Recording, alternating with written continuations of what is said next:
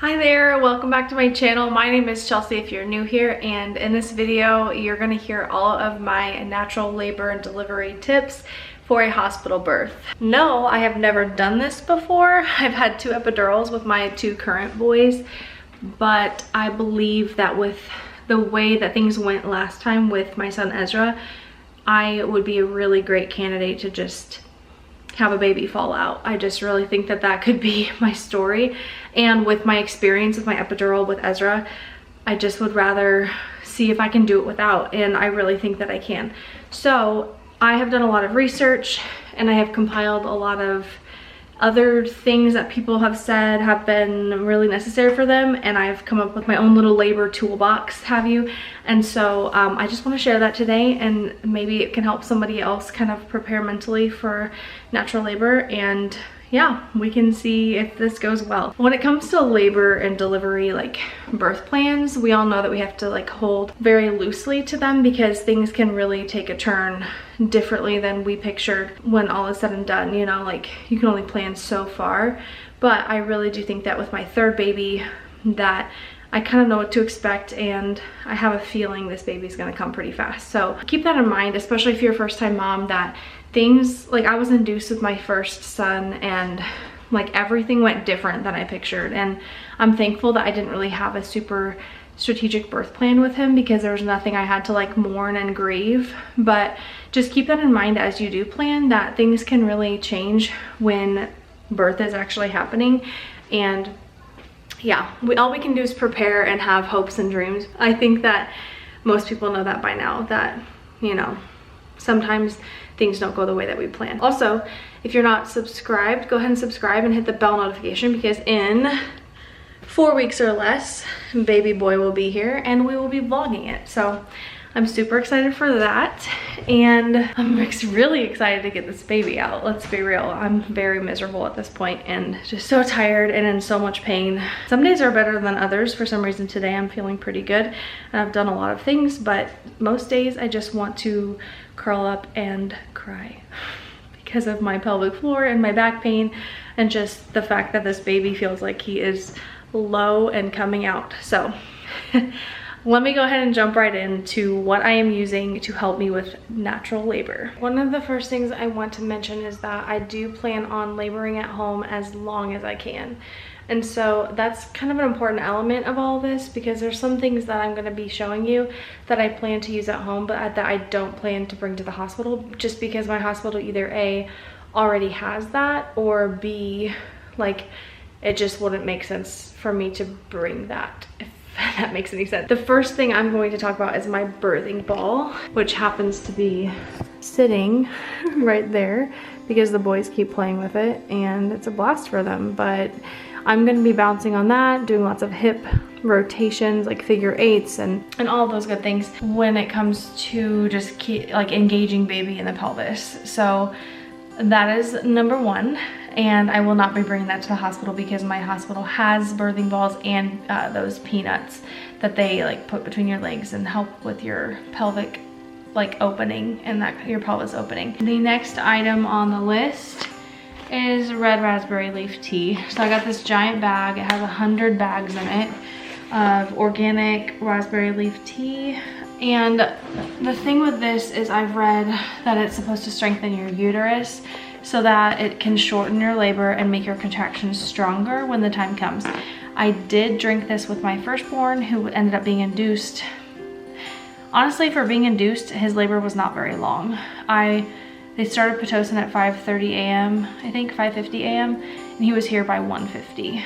So that's not very long, and I did drink this with him. And then also my second son, Ezra, I went into active labor probably in the middle of the night, and he was here by 10 a.m. So I would say that was pretty quick too.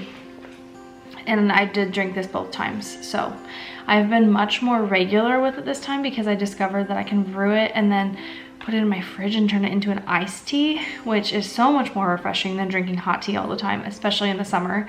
So I've really enjoyed that, and I really recommend that. Sometimes I'll mix some juice with it to sweeten it, or just a little bit of honey. But I honestly like it just plain black because it tastes just like a black tea. So highly recommend this stuff because I really do think that it does make a difference in your uterine muscles. Oh, and I got this on Amazon. I will link anything that is linkable down below. Another thing that I have been doing and have done in the past would be I take evening primrose oil. So you can either take this by mouth or you can insert it vaginally to help soften your cervix and again shorten your labor. I typically will take this by mouth from like 35 weeks on, and then from 37 weeks on I insert it vaginally. I would just recommend wearing a panty liner because things can get a little bit messy once it dissolves and like melts, but it's really also best to do it at nighttime, so then it kind of like is sitting in there at nighttime. But yeah,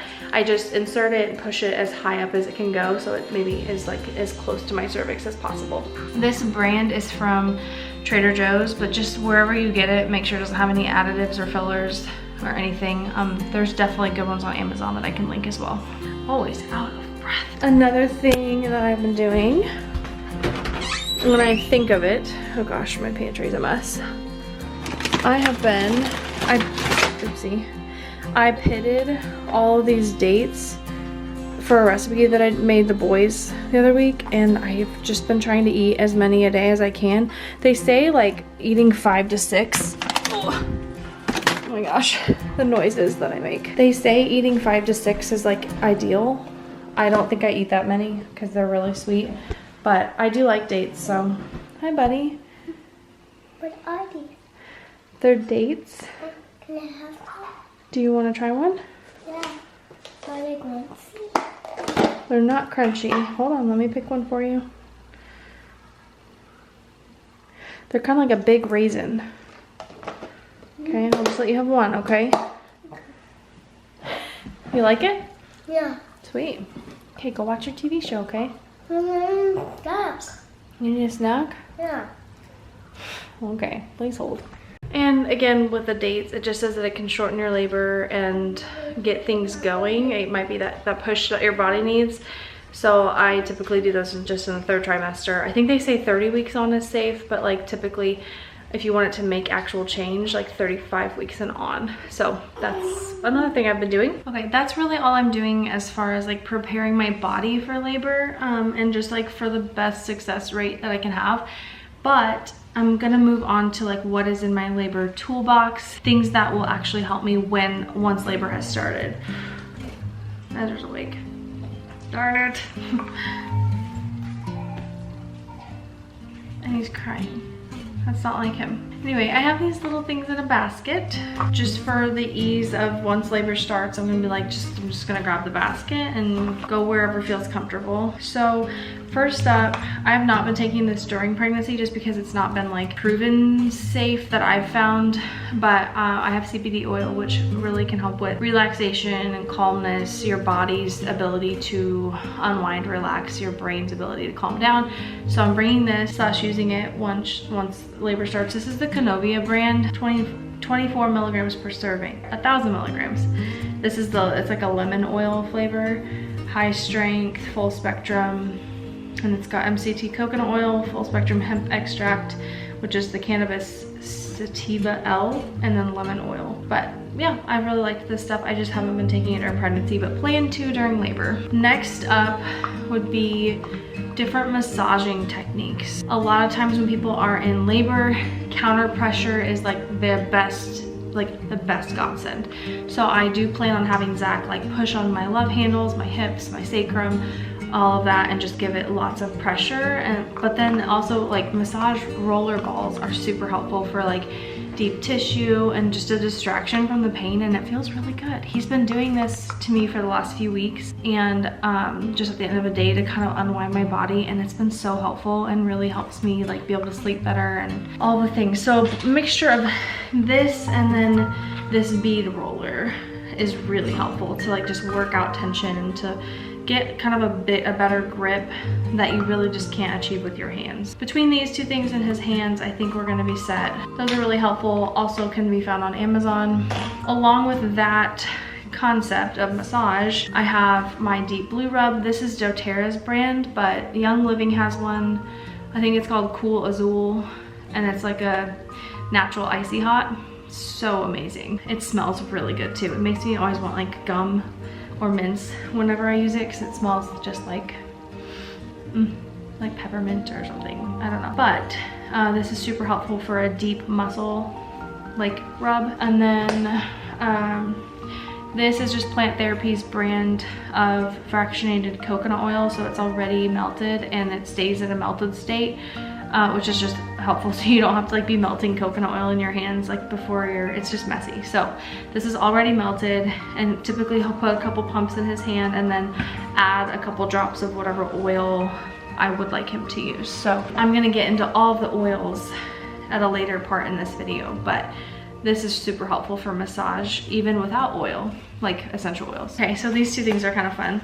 This is something I saw in a different video that I was like, I think that could be really helpful in a hospital setting, because a lot of times you're just like very distracted with nurses coming in, or just like, I don't know, like the machines and monitors and all of the things. So I got this eye mask on Amazon, and it's silk and it feels absolutely amazing, and I've actually been sleeping in it and I really like it. I think I might like implement this in my sleep routine like after baby. But I think it could be really helpful for just like sensory deprivation, and just to really focus in on like how my body's feeling, to like really tune into what I'm feeling. So then I really know how to listen to and respond to what my body is asking of me, whether that's like, you need water or ice chips, or you need to move into this position. But if I'm just so focused on like pain and distractions, then like I'm not gonna be listening to my body. So I thought that this would be really helpful. Also linked below. And then same with earplugs. So I actually originally got these to help me sleep with, Zach is just like such a crazy snorer, and I think he always snores, but I think that when I'm pregnant I sleep so lightly that like it really affects my sleep, because I'm hearing him and I'm waking up like every hour, like nailing him in the side, like roll over. But I got this pack of earplugs to also help with like if I just need to focus in and not hear other people's words, or even like the beeping of the machines and that kind of stuff. Same concept, just sensory deprivation if I need it. There's a chance that this actually would make me like feel, I don't know, what's the word, like claustrophobic almost, or like panicked by what I'm feeling in my head. So there's a chance I won't use these, but I figured it might be kind of a cool thing to try if I'm feeling distracted by the nurses and people around me. Next up would be combs. So with combs, the concept that I've read about is that our brains... Like that book. Huh? Like that book. Oh, can you pick it up? Well, it's a lot. I can't do it right. Okay, hold on. Make sure Milo doesn't eat it, okay? I'll be in there in a second. Okay. Go sit next to it. Make sure Milo doesn't eat it. Okay. Okay, thank you. The whole concept of these combs is that our brains can only handle so much pain, and it can only like receive so many signals for pain. So like if you're having a contraction and it's extremely painful, and that's the only pain that your body's experiencing, it's going to obviously like really hone in on what you're feeling in that area, and then like you're gonna like obsess over that. But if you grab a comb and squeeze it, it doesn't feel good, it hurts. And I have read that your brain picks up the pain that it's closest to, and so like this is closer than like down there. So I'm thinking like, I don't know if it's actually gonna work or not, but I just picked up a couple like really strong combs so then I can try that if like I'm just in the thick of like transition or something and just needing something else to try. I'm totally willing to try this with a couple cheap combs. So I don't know, maybe that's something that you want to try, or like, I don't know, test out that theory. I can see how the brain would only want to pick up certain amounts of things. So this doesn't feel good. Like when I'm grabbing it, like that hurts. We'll see if what's more sore afterwards, my hoo-ha or my hands from grabbing combs, but I have a feeling it's gonna be my hoo-ha. Jeez. Oh, Chelsea. I will be bringing my essential oil diffuser and plugging that in stat. So I am not gonna pack it because I'm using it here obviously almost on a daily basis, but then I also will be using it during labor at home, so I don't want to pack it too soon and then like not be able to use it during actual labor at home. So it's something that I'm gonna have on my last minute list to grab before I leave for the hospital. I have a lot of oils that will be helpful for diffusing. I have a feeling I'll just go with like lavender and clary sage because I love the smell of those together and just the benefits of them for labor. But overall, there's a lot of things I could use. So like if I'm starting to fizzle out and to lose energy, like there's a lemon peppermint blend that is called Invigorate from Plant Therapy that can help wake up your brain and just like give you extra energy. There's one called Joy from Young Living that smells like very joyful, and like if things are getting like intense and I'm just not feeling very optimistic, I might switch it, you know, have my labor people, helpers, whatever, switch it to that. So there's so many different ones. The ones in particular that are for purposes for labor, like either helping your cervix soften faster or like dilate, fennel, myrrh, geranium, and clary sage are, I think, what I've read are your top, like rub it on your abdomen, like make sure that you're diffusing it because it can really help with like labor speed. And like you're not even supposed to use clary sage until you're full term, technically, I'm pretty sure. I also have, my friend made me this roller blend. It says contraction help, rub on ankles and abdomen. I'll be using this again to have rubbed on my ankles and my abdomen. So even my wrists and my like pressure points for labor, I think it could be really helpful. And I really firmly believe in these things. They like, I think a lot of people think it's like hippy dippy, like it's not actually real, but oh my gosh, there's a lot of proof behind this stuff. And even if just for the sense of smell, like our five senses are so powerful, and if we can distract ourselves from pain even with just smelling something that smells pleasant to us, I'm about that. Like I'm gonna try that if it's gonna help me be distracted or take my pain levels down. I'm really excited to be using my oils. I will do a pan through of all the oils that I'm using. Let me go ahead and do that now. Some of these I might take out because this is so many. There's the Joy one and the Invigorate I was talking about. This lighting is not good. Stress Away from Young Living, Sarah from Young Living, Sclerescence. These are for the baby once he's here. Oh, don't ever forget your chapstick if you're going to a hospital. Just don't. Okay, so then these are more like purposeful, like labor ones, but there's clary sage. Peppermint helps with nausea. The fennel and myrrh help with the cervix and like contraction help. Geranium, same thing. Lavender helps with relaxation. Frankincense, same thing, relaxation.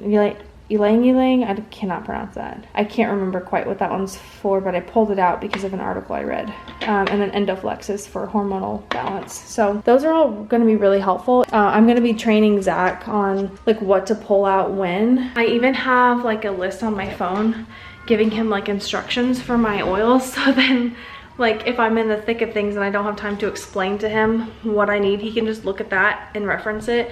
But yeah, it's hopefully gonna be helpful for him to be reminded of like how to help me, how to be my labor help when I'm not able to communicate as effectively.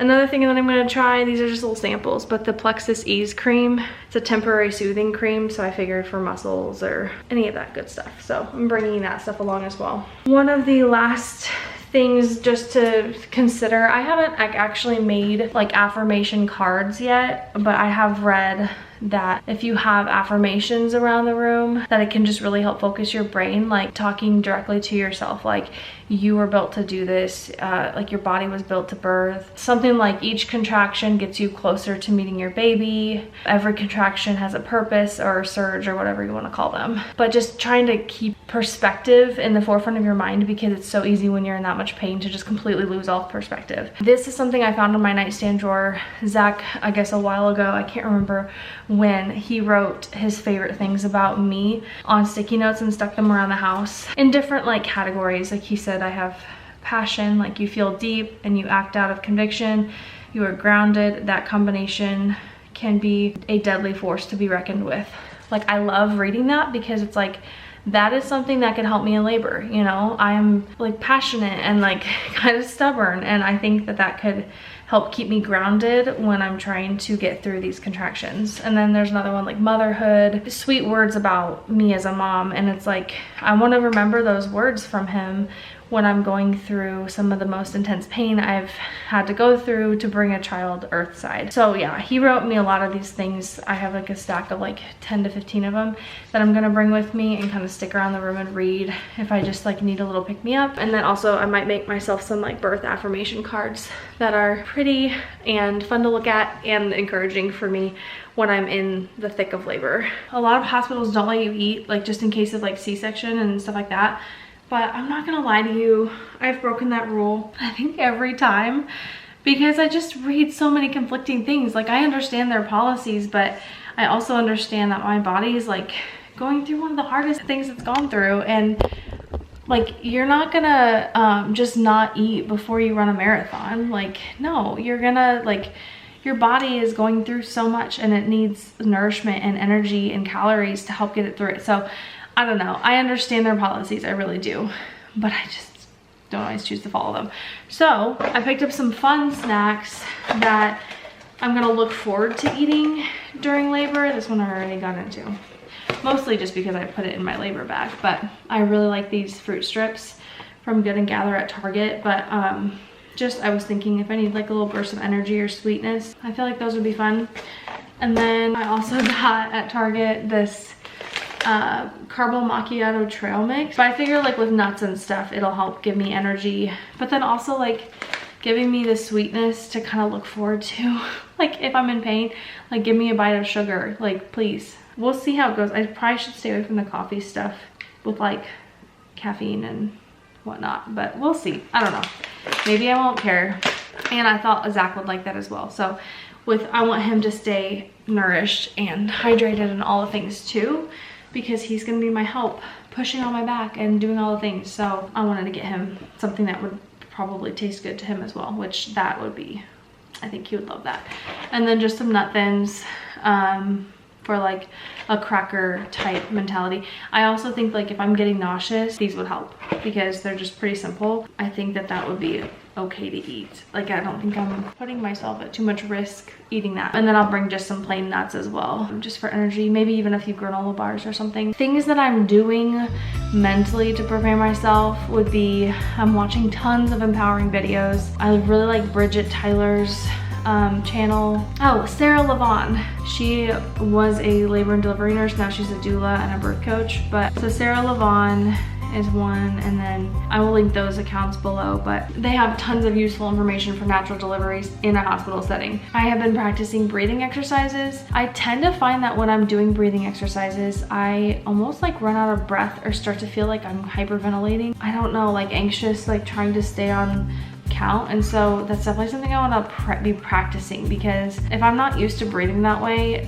you're not going to do something when you're in crazy amounts of pain that you're not used to doing already. So I remember with Ezra, my second birth, just feeling kind of out of control, and I'm just like not quite sure how to handle the pain. And so I think breathing will be like huge for me if I can keep that under control and under wraps. So I've been practicing that, just honestly mentally empowering myself every day, just like thinking through, you know, the things that I want to do, laboring, and like just the mental state that I'm going to try to be in and to stay in. Never letting my brain take over my body, like knowing that my body, like I am in control of my body. I'm in control of my pain. Contractions are just contractions. Like I'm a human being, I can beat the contraction, if that makes sense. So like just kind of keeping that mentality in the forefront of my brain, and also just remembering like it's temporary. There's no way my labor will last more than 12 hours unless something goes completely crazy. So I can do anything for 12 hours, right? Like I can, like just telling myself those thoughts almost daily. Like I think it's really important to continue to like think through and like place your mind in a really healthy place when it comes to all this stuff, because pain is definitely kind of a beast, and you have to remind yourself that you are in control of your body. I do plan on having my lights dimmed in my hospital room. I'm really thankful. My hospital is super like cozy and warm and inviting. It's not like sterile feeling, or like, I mean, it's clean, but the color scheme that they use is very warm and earthy rather than like blue and bright lights and like sterile. So I'm very thankful for that. And then I also know my room lights are dimmable. I can close my blinds if I want, so that should really help. And then I also plan on bringing our jam box and having a labor playlist with like different worship songs and like calming songs that I love, just to kind of help center myself. I think they have heating pads and ice packs at the hospital, so I don't think I'm gonna bring those things, but I do have them at home in my labor kit for when I'm laboring at home. And then same with like having a basin. They have these like plastic basins at the hospital that you can fill with warm or cool water, and then just like put washcloths in them and put them all over your belly, your head, your back, or like even if you're wanting a cool rag, like you could have one warm basin and one cool basin with like ice water in it. So just to kind of like mix things up. So I have that on my list as well of things to do once I'm at the hospital. And then just really encouraging Zach to push me and encourage me to move, even if I'm crippled by pain. Find a different position that feels better. So like if I'm just like really struggling, like say I'm laying on the bed, okay, let's get you up, let's get you moving, let's like sway your hips, like I'll push on your back, like just always moving and trying to like distract myself from just like laying there in pain. So I really am excited to try it that time, like this time around, like being able to move, because in the past I've just felt kind of chained to the bed, and like it's really hard for me to get through pain if I'm just sitting there in it. So that's another huge aspect. This time around I just feel more comfortable in a hospital setting, but I do want my best shot at giving birth naturally, and I have decided that I am not getting an epidural. And so I think verbalizing that, like, it makes me feel like, okay, epidural is not an option. I'm gonna pretend it doesn't exist. So it means that I have to do the research and I have to find ways to cope with pain in the ways that I've never had to before. I am nervous, excited to experience it this way, and also just like praying that it goes super fast and super well. I have torn in my last 2 deliveries, 2nd-degree tears, nothing crazy. Honestly, I thought I pictured it way worse than what it was. But I would love to not tear this time, and so I'm gonna be trying maybe to push in different positions and that kind of stuff too. So I don't know. Stay tuned though, because we will be vlogging, and it's probably gonna be a crazy video because I'm probably not gonna be like as calm and collected as I usually am, but I'm excited to film it and I'm excited to be able to watch that back later and just kind of relive this experience. I hope that this video was helpful for any of you guys that are out there hoping for a natural birth at a hospital as well. And yeah, if you have any questions, just comment below and check out my description box for all of those links that I talked about, and I will see you in our next video.